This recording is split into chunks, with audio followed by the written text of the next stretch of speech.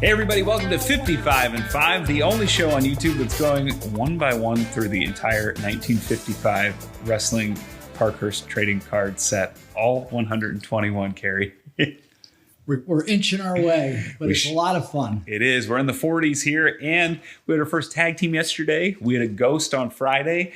So just all kind. You never know what's going to happen here. We haven't had any lady wrestlers yet. We haven't, and I'm not sure if there are ladies in this set. We're going to find out, though, because we're going to go through all 121.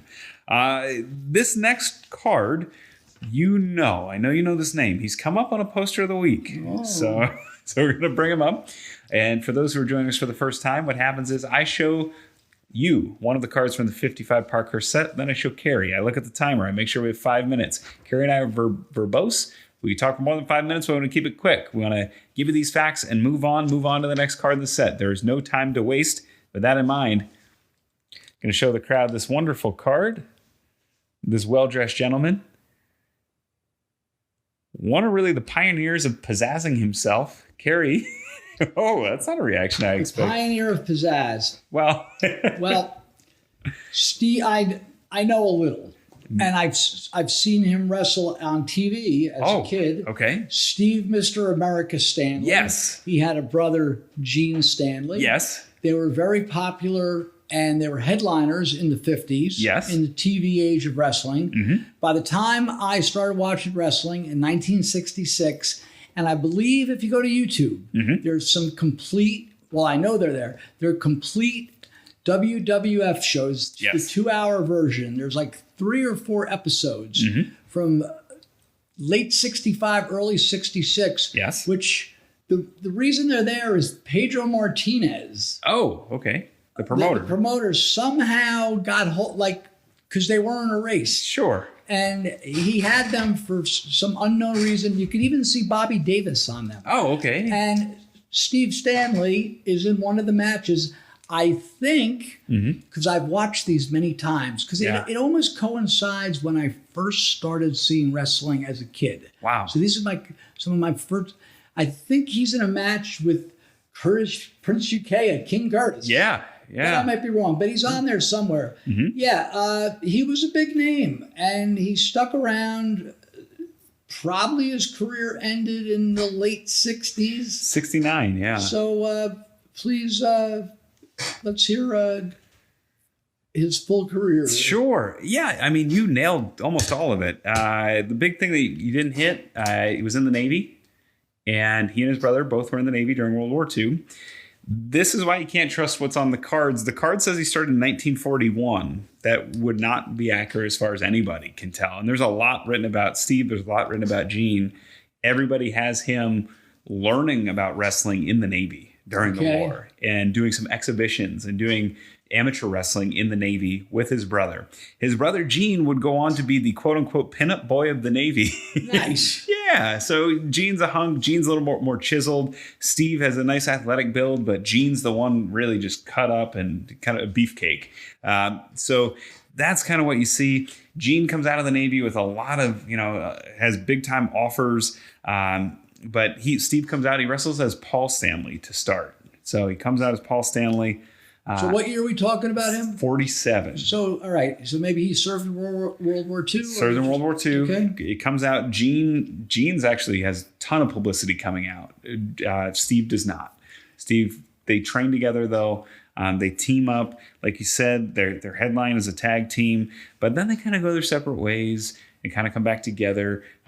Steve goes to Georgia for a little bit, comes back, really homesteads in Capitol, really just a New York guy, goes to California. They add a third Stanlee. Do you know? I have a vague go ahead. Yeah, they add a third Stanlee, Bob Stanlee, who was Bob Merrill. And I don't know if you know the name Bob Merrill. That didn't ring a bell for me. Later in his career, like you said, he's mostly an enhancement guy, does a lot of TV work in the 60s for Capitol. So was the Mr. America thing just an... Yeah, so he's a pioneer in terms of showmanship. We talk a lot about Gorgeous George. We talked about the Peacock of Wrestling, the Great Atlas. He's Mr. America and his brother Gene. So it wasn't like Earl Maynard, Mr. Universe, who was a legitimate. Right. This was blonde hair, dyed blonde hair, blue eyes, chiseled body, kind of the embodiment of what people thought would be kind Mr. of Mr. America, if Superman came to life kind of thing. So that was the deal there. It's interesting that both he and his brother had the nickname. It's something that, can be confusing if you're doing research to pull it apart. But yeah. And he has one of the most interesting Madison Square Garden rarities I've ever seen. Wait a minute. What could it be? Was it a big upset over someone you wouldn't expect? No. There was the Los Angeles Championship, the NAWA, which became the WWA. That title was defended in the Garden, and it was Eduardo Carpentier, and he defended it against Steve Stanley. All right. Yeah, and it's rare. That's the only time I could find that title was defended in the Garden. What year was that? You have it? I think it's 56. I don't have it written down. I think it was 56, which would have been around the inception of the championship.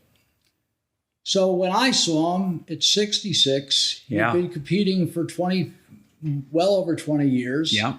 And he was an S.D. Jones type by that point. Sure. Yeah. He seems like a guy. They showed him respect. Yeah. And it was interesting, too. I read that every once in a while they'd have him upset somebody just to keep the luster. Might be Angelo Savoldi. Right. Might be Johnny Roz. You never knew. Yeah. But very good. Yeah, Steve Stanley. There you go. See, I told you I'd give you a couple that you've seen. Well, I got lucky. Yeah, tomorrow you will know this person, one of the biggest stars in wrestling history. That's the hint. And that's the hook to get you to come back and watch tomorrow night, every weeknight, until we're through with all 121 cards. Join us, 55and5.com, where we go through the set. Tomorrow, one of the biggest stars in wrestling history, Cary. There's a couple that we haven't hit yet. And this name we haven't really talked about. So we're going to have fun tomorrow, I promise. We had fun today, but we'll have even more fun tomorrow. All right. All right. For AJ, our producer from Bisson Creative and Web Design, for Cary, I'm Ian Riccaboni. Thanks for watching. We'll see you tomorrow for more 55 and 5.